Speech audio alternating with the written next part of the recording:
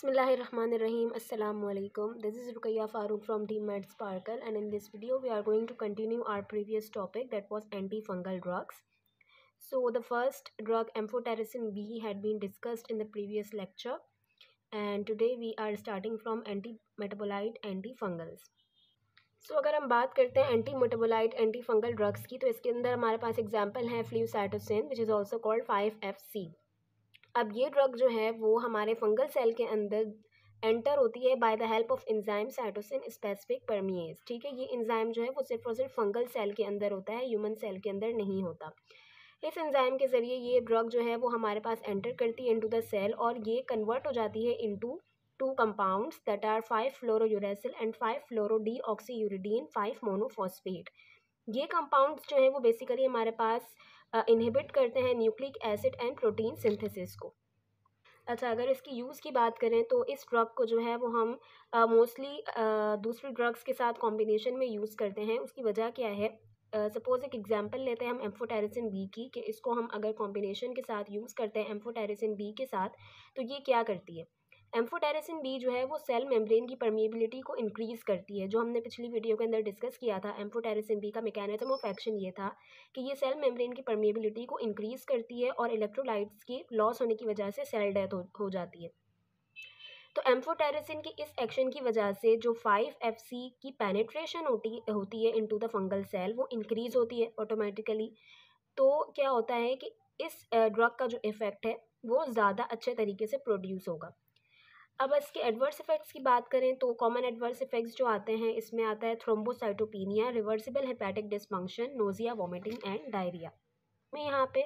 और इसकी हेल्प से ये कंपाउंड जो है वो एर्गोस्टिरोल में कन्वर्ट होता है। Ergosterol is the main component of fungal cell membrane. ठीक है, तो ये ड्रग क्या करती है, ये इस डीमिथाइलेशन की स्टेप को जो है वो इनहिबिट कर देती है, जिसकी वजह से हमारे पास जो सेल मेम्ब्रेन की सिंथेसिस है वो स्टॉप हो जाती है। अगर इसकी ड्रग्स की एग्जांपल्स की बात करें तो यहाँ पर हमारे पास मोस्ट कॉमनली यूज़ होती हैं फ्लूकोनाजोल, इट्राकोनाजोल, पोसेकोनाजोल एंड वोरिकोनाजोल। ठीक है, इसको हम ओरल और आईवी फॉर्म दोनों के अंदर यूज़ कर रहे होते हैं। अच्छा, ये ड्रग जो है वो टेराटोजेनिक है, which means that it is contraindicated in pregnancy. Adverse effects की बात करें तो nausea, hypertension, oedema, liver toxicity are the common adverse effects of this class of drug. And the next class of drug is echinocandins, which includes the drug caspofungin, anidulafungin and micafungin. अच्छा, anidulafungin and micafungin are the first line options. ठीक है, अच्छा, इस drug का mechanism of action क्या है कि ये हमारे पास बीटा-1,3 डी ग्लूकान की सिंथेसिस को इनहिबिट करती है, जिसकी वजह से हमारे पास सेल वॉल की सिंथेसिस नहीं हो पाती, और उसी वजह से फंगल सेल जो है वो लाइसिस या डेथ की तरफ जाता है। मेन इसका जो मसला है वो ये है कि ये हेपेटिक टॉक्सिसिटी जो है वो कॉज कर सकती है।